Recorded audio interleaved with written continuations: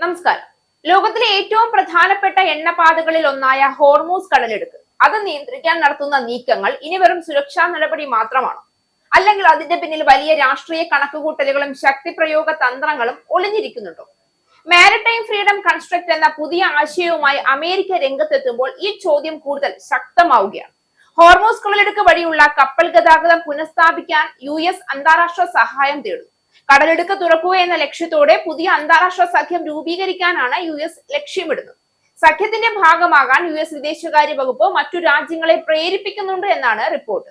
Hormuz വഴിയുള്ള കപ്പൽ ഗതാഗതം തടസ്സപ്പെട്ടതോടെ എണ്ണവില 4 വർഷത്തെ ഏറ്റവും ഉയർന്ന നിലയിലെത്തിയ സാഹചര്യത്തിലാണ് നീക്കമുണ്ടായിരിക്കുന്നത്. മാരിടൈം ഫ്രീഡം കൺസ്ട്രക്ട് എന്ന പേരിലാകും US രൂപവൽക്കരിക്കുന്ന അന്താരാഷ്ട്ര സഖ്യം അറിയപ്പെടുക. വിവരങ്ങളുടെ കൈമാറ്റം, നയതന്ത്ര മാർഗത്തിലെ ഏകോപനം, ഉപരോധങ്ങൾ നടപ്പാക്കാൻ സഹായം എന്നിവയാകും ഈ സഖ്യം ചെയ്യുക എന്നാണ് US വിദേശകാര്യ വകുപ്പ് നൽകുന്ന വിവരം. ഇത്തരമൊരു സഖ്യത്തിൽ അംഗമാകുന്നതിനെ കുറിച്ച് ഫ്രാൻസും ബ്രിട്ടനും ഉൾപ്പെടെ ഏതാനും രാജ്യങ്ങൾ ചർച്ച നടത്തിയിട്ടുണ്ടെങ്കിലും പശ്ചിമേഷ്യയിലെ യുദ്ധം അവസാനിച്ച ശേഷം മാത്രമേ ഹോർമൂസ് കടലിടുക്ക് തുറക്കാൻ സഹായിക്കൂ എന്ന് വ്യക്തമാക്കിയിട്ടുണ്ട്. അതിനിടെ ഇറാനിൽ സാധ്യമായ പുതിയ സൈനിക നടപടികളെ കുറിച്ച് US സെൻട്രൽ കമാൻഡ് തലവൻ admiral Brad Cooper president Donald ട്രംപിനോട് വിശദീകരിക്കുമെന്ന് US മാധ്യമമായ ആക്സിയോസ് റിപ്പോർട്ട് ചെയ്യുന്നുണ്ട്. സമാധാന ചർച്ച വഴിമുട്ടിയ സാഹചര്യത്തിൽ ഇറാനെ സമ്മർദ്ദത്തിലാക്കുകയാണ് USന്റെ ലക്ഷ്യം. ഈ വാർത്ത വന്നതോടെ വ്യാഴാഴ്ച ബ്രന്റ് അസംസ്കൃത എണ്ണവില വീപ്പയ്ക്ക് $125 വരെ എത്തി.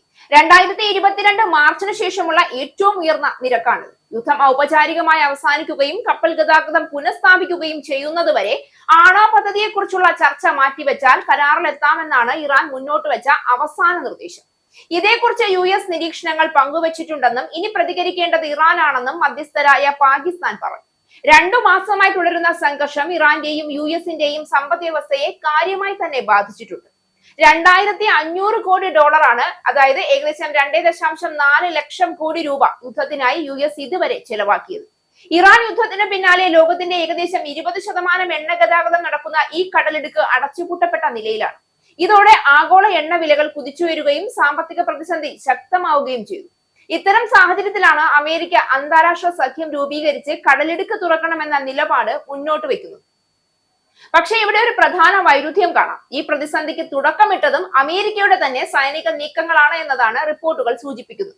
അമേരിക്കയും ഇസ്രയേലും ചേർന്ന് നടത്തിയ ആക്രമണത്തിന് പിന്നാലെയാണ് ഇറാൻ കടലെടുക്ക് നിയന്ത്രണത്തിലാക്കിയത്. അപ്പോൾ ചോദ്യം, ആദ്യം പ്രതിസന്ധി സൃഷ്ടിക്കുകയും പിന്നീട് അതിന് പരിഹാരമായി മാരിടൈം ഫ്രീഡം എന്ന പേരിൽ ഇടപെടലുകൾ നടത്തുകയും ചെയ്യുന്നത് ഒരു തന്ത്രമാണോ, അതോ ട്രംപ് തോൽവിയെ ഭയന്നു തുടങ്ങി?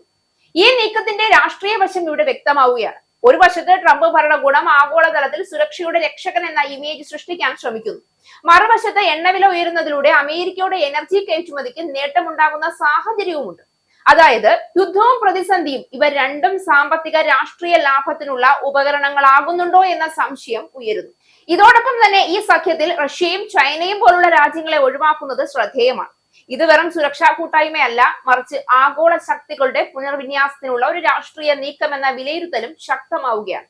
അവസാനം ലോകം ചോദിക്കുന്നത് ഒരൊറ്റ കാര്യമാണ്: ഇത് സമാധാനത്തിനായുള്ള നീക്കമാണോ, അല്ലെങ്കിൽ നിയന്ത്രണത്തിനായുള്ള മറ്റൊരു യുദ്ധമോ? കാരണം ചിലപ്പോൾ സ്വാതന്ത്ര്യം എന്ന പേരിൽ ആരംഭിക്കുന്ന നീക്കങ്ങൾ അവസാനം പുതിയ അധീനതകളിലേക്ക് നയിക്കാറുണ്ട് എന്നാണ് ചരിത്രം പലപ്പോഴും പഠിപ്പിച്ചിട്ടുള്ളത്.